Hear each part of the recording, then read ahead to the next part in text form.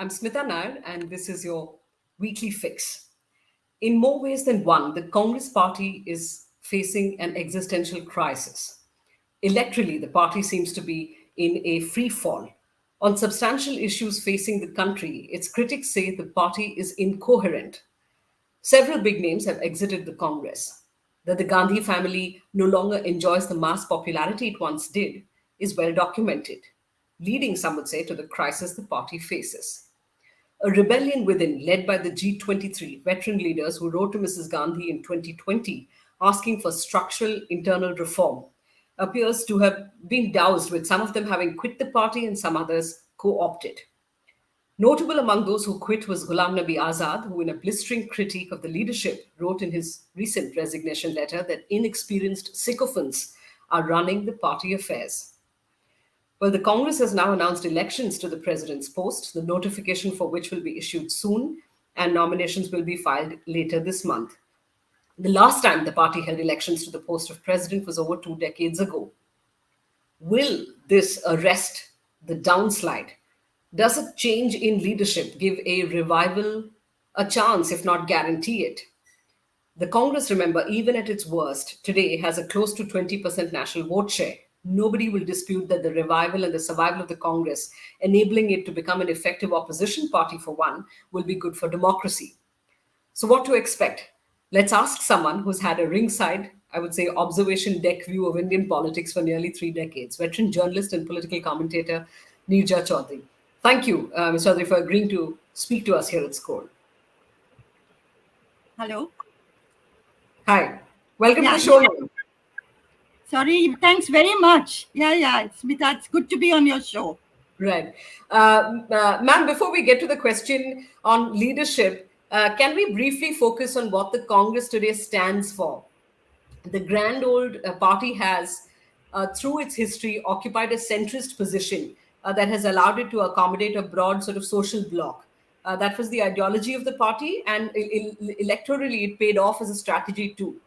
But particularly since the ascent of the BJP in 2014 and its politics of strident majoritarian nationalism finding great success, some political analysts, Ms. Chaudhary, among them Congress well-wishers too, no doubt, assert that the party is falling between two stools, one of fighting this majoritarianism and the other of accommodating in some way.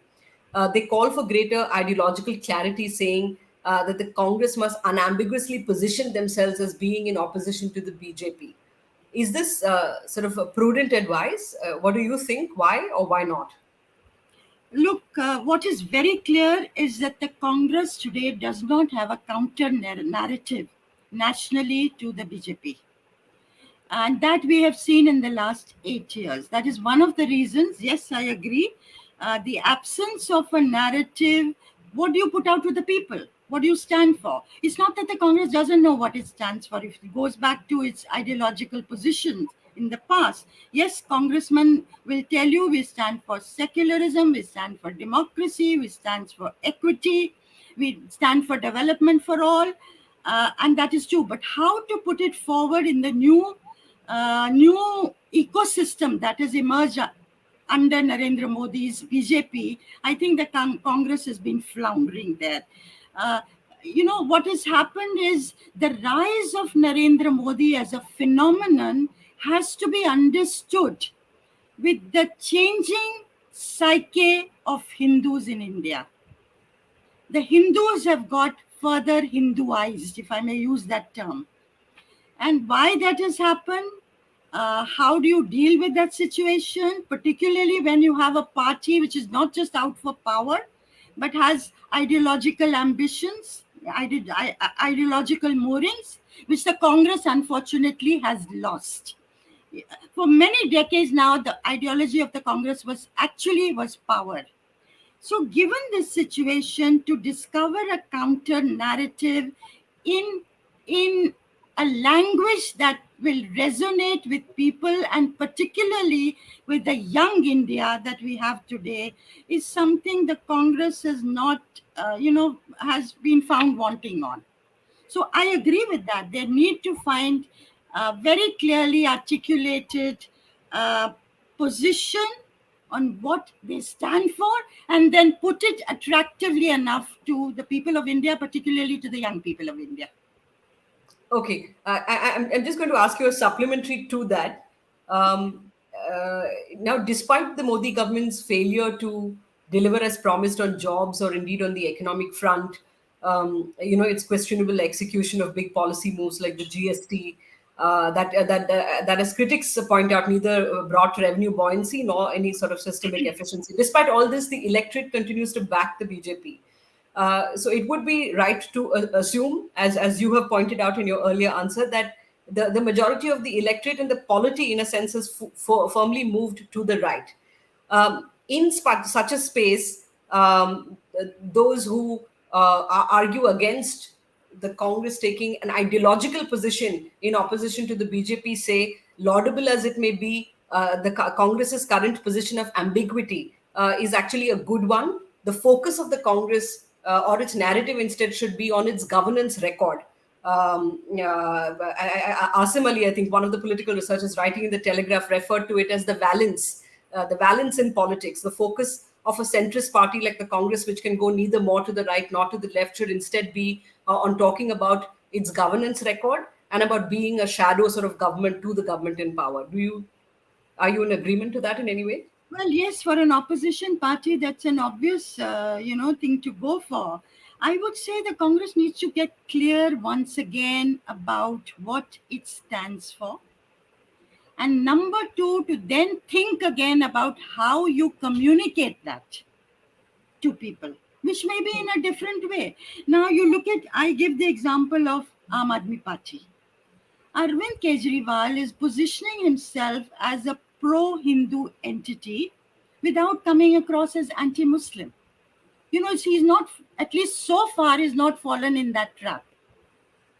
Whether he'll be able to navigate this very difficult terrain in the future also remains to be seen. But somewhere, Congress has got identified only with the minorities and not with the majority community. Of course, this has been partly also the BJP's success in pushing it in that corner. But I think, I say overall, these are all sortable issues. What the Congress today lacks is a will. What it lacks is a passion. What it lacks is, as it's a passion in the stomach, a will to power. It's become a party, it's become a drawing room outfit. It's become a party of people who are very comfortable, who had power, barring the last 8 years, power for very, very long time. And, money, power, this became the ideology of the party. And today you need to evolve into a very different entity. I'll tell you one thing. I was in Bombay recently and somebody very close to the RSS said to me, there's a huge space out there for the ideology of the Congress, this what you call the secular ideology. And yet the Congress is not able to resonate with that people. Even in the last elections, 120 million people, when the Congress was down and out, voted for the Congress party. But it's not able to build on that at all. And in fact, if things go on the way they are, I hate to say it, tally may come down even further in 2024. But somewhere, and this again is linked to leadership. What kind of a leadership do you have? Does that leadership resonate with the people? Does it connect with the people of India? It's not good. And then how do you build the organization from the scratch, which is now dying out in state after state? So, it's a Herculean task. But if you had, as I say, if you had the passion in your belly that you're going to do it, it may take 5 years, 10 years, 15 years, but you will do it. Narendra Modi, I again take this example of Amit Shah. In 2013, Amit Shah was given the responsibility of Uttar Pradesh, bringing it around to BJP.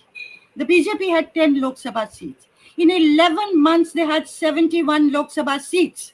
They were not even in power at the center.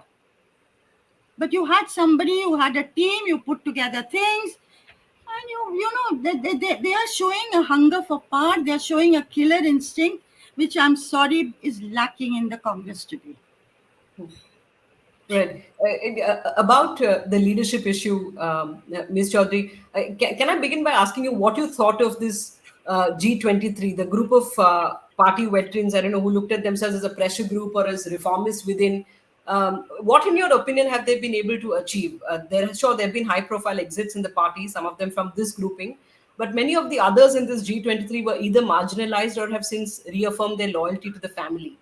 As a leadership challenge, given the history of the party and leadership challenges in the past, how do you evaluate what the G23 have been able to do? And what is this, how they handled it? What does this really say about the Congress party and the Gandhi family? Look, when a party is weak, when it loses election, and every party loses elections at some point or another, victory and defeat are part of politics. But when you are down, you need to share power with your colleagues much more than before. And you need to show humility much more than before. You have to take everybody along. You cannot, Narendra Modi can call the shots today and tell people what to do and what not to do. He can afford not to include his ministers in his decision-making processes because he's winning the elections for the party. They need him. But the Gandhi family today is not in a position to win elections for the Congress party. That has been proved in election after election. Ghulam Nabi Azad has mentioned out of 49 elections in all in the last years, the party has lost 39. Now that's a huge number. But for a Congress party, unlike the opposition parties, which are more anarchic in their functioning and there's more room for dissent, the Congress ultimately, when it came to the crunch, went by what the leader said. The leader was supreme. In a party like the Congress, if you had 23 people speaking out openly in dissent, it meant something. And what were they saying? What was their demand? Have a full-time president. The grand old party of India, the only national force still to counter a very aggressive BJP, for it to not have a full-time president for 3.25 years. It's not a 3.25 months we're talking about. And think that things are okay. I mean, there was nothing wrong in that demand. For them to say have elections to the Congress Working Committee, it would have revived the party at the ground level. There was nothing wrong, but it was seen in a particular way as if it was a major revolt. They waited for 2 years. Sometimes, raising it again and again. Some, as you said, some got co-opted and some did not. And finally, you had a couple people leaving. You had several people leaving in dribs and drabs. But they were as they left as individuals. Scindia went, of course. Scindia was much more damaging in the sense that the government in Madhya Pradesh fell.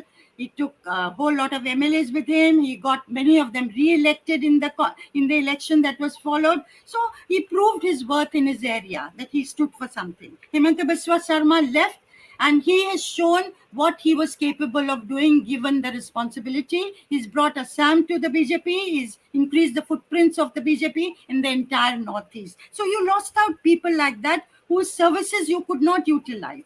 RPN Singh, Jitin Pratap, but they still left as individuals.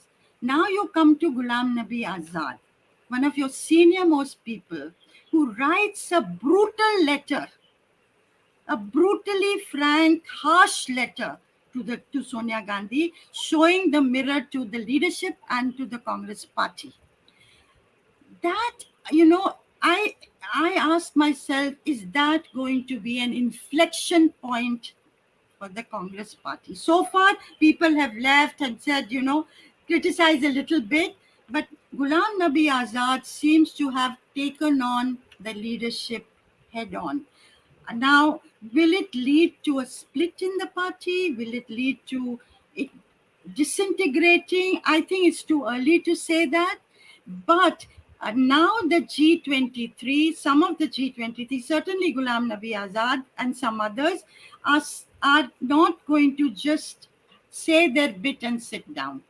because already, of course, he's shown the mirror, as I say, to the Congress party, and I think that may have compelled the Congress leadership to go ahead with the presidential elections of the party, which they might have otherwise postponed yet again, because there seems to be no consensus as yet, as you and I are sitting here, on who the official nominee of the party is going to be, who the official candidate of the party is going to be. But what is clear is that from the dissident side, they've already started to delegitimize that exercise by questioning the authenticity of the electoral rolls. Now, the electoral rolls, you and I know, who've covered the Congress party, electoral rolls are the way they are, the way the Congress goes about it. They are not authentic, nor are electoral rolls authentic for any single party in India when they hold the election.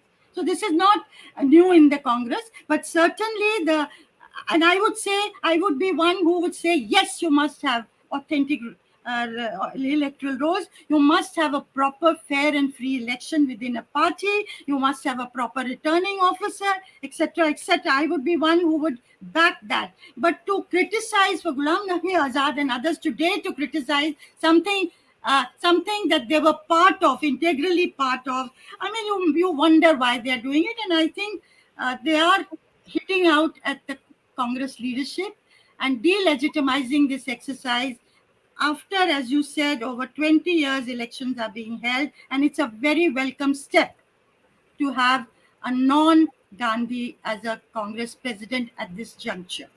But the point I was trying to make is that the battle lines are drawn. The timing by Ghulam Nabi Azad is very carefully chosen just before Rahul Gandhi's Bharat Jodo Yatra. And I suspect during the Yatra, you may have other people leaving and other questions being asked. So the battle lines are now very sharply divided. Where it's going to head is too early to say. Ms. Chaudhary, on the other hand, there are those, votaries of the Gandhi family, including a senior journalist who yesterday tweeted to say, look, which other political party actually has free and fair elections, or elections for that matter. So why this sort of brouhaha surrounding, the Gandhi family not allowing for free and fair elections to happen, and that Gandhi family critics will continue to find something wrong with the manner in which the procedure has been undertaken. So if they do it, they're at fault. If they don't do it, they're at fault. Instead, what is required is a firm hand from the top to sort of fix the issues as they exist. And many, even in the independent sort of among independent commentators, they seem to have this belief that it is the Gandhi family indeed that is the nucleus of the Congress party. And the moment the Gandhi family either directly has the leadership of the party, or ruling by proxy, if they sort of step aside, it would mean that the party would implode. Um, what Well, do you think? yeah, Smita, as things are, and it's unfortunate, um, the party might implode with the Gandhi family at the helm, and the party might implode with the without the Gandhi family at the helm. That is a very dichotomous situation that the Congress finds itself in. But I would say yes, the Gandhi family today, what you say, be damned if you do and be damned if you don't. Yes, they find themselves in that situation. And but it's a welcome step that they are having president elections, even though the electoral rolls may be fixed. But as I said earlier, they're fixed for every party. But still, having said that, and in the past, when the elections used to be held, anybody who took on a member of the Gandhi family, as Jiten Prasad did and Rajesh Pilot did, they merely polled 2, 3, 4% of the total vote. So that is the reality of the Congress party. But today, what is the bottom line today? The bottom line is that, which Ghulam Nabi Azad has pointed to, Rahul Gandhi has not clicked at the popular level for whatever reasons. Maybe the BJP has rubbished him so much, maybe he's not come up to scratch, maybe whatever. But that is a reality today. And yet he's the one who's been making all the decisions behind the scenes without any accountability. Sonia Gandhi has been the interim president. Rahul Gandhi, there has been little access to him. That's been a complaint of not only senior leaders but other leaders. Jyotiraditya Scindia said that he did not get an appointment with him for 1 whole year that he had sought, and he was considered the closest to Rahul Gandhi at one time, having access to his home at any time. So, okay, that's Rahul Gandhi. There are plus points to him. He speaks out very boldly. He's taken on Narendra Modi, probably more boldly and more courageously than any other opposition leader. But the fact is that he has not clicked. So, you have to have today, and there is a growing aversion to entitlement in the country, because as I said, we are a young country, young India. 65% of people below 35 years of age, and there is a aversion to entitlement, and Rahul Gandhi, for whatever reason, has come to epitomize this, be the manifestation of this politics of entitlement. There are many parties which have dynasts and family members, including the BJP. But Yes. for whatever reason, he represents entitlement. So that being the reality, it's a good thing, good decision for the Gandhi family to say somebody other than them will take over as a full-time president after a process of election, however flawed that election may be.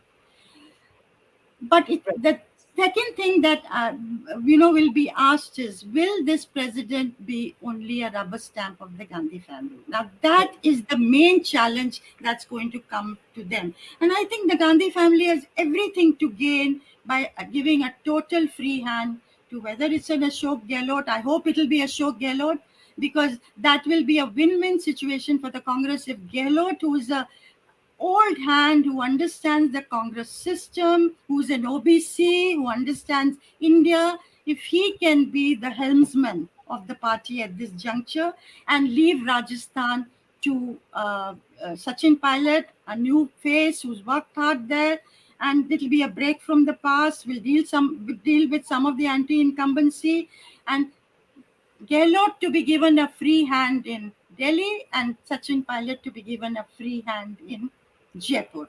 That will be a very good situation, a good start. But somewhere the Congress has to start, slowly, incrementally rebuilding the party at the ground level, finding a counter narrative, reaching out to other parties if necessary. In 2024, be willing to give that leadership to somebody other than the Congress. Go with the flow and see how things will pan out, but determinedly, as I said, with a passion, that we are going to revive the Congress party again, because India needs that today. Right. A couple of quick questions to end, Ms. Chaudhary. One, you spoke about willingness to give the leadership to another party. How there have been many occasions recently for the opposition to close ranks. In particular, we saw the manner in which central agencies like the ED have been weaponized, some would say, to target the opposition. How, in your analysis, has the Congress acquitted itself in reaching out to other parties and trying in its efforts to form a sort of coherent opposition to the BJP? Its plans for the presidential and vice presidential elections, for instance, did not pan out in the manner that it would have imagined. I think the Congress has failed there. Congress left it too late on any of the issues. These are things that are done behind the scenes. To arrive at a consensus with other parties is first done behind the scenes, and then you have a meeting to formalize it. That's normally the way things have worked. You don't call a meeting and start the process there and expose all your fault lines to everybody. But I think they need to reach out to the opposition parties, but all behind the scenes. This painstaking work needs to be done, something that Ahmed Patel used to do. The loss of Ahmed Patel has been a huge loss for the Congress party, as well as for Sonia Gandhi and the Nehru Gandhi family. But somebody else has to, fill that hole in the party. And I think, how do you look at the Nitish phenomenon, Nitish Kumar coming out of the NDA? It's a very interesting phenomenon. Today, Nitish Kumar would probably be more acceptable than anybody else in the opposition, and maybe more acceptable to the Congress also. Because, Rahul Gandhi is not going to be acceptable. So, do you have another congressman who you put forward as your prime ministerial candidate? Even the Gandhi family may not want a rival power center to emerge in the Congress, who will be a counter to Rahul, who they would hope, if not 5 years, 10 years down the line, may become a factor. I don't know whether that will happen.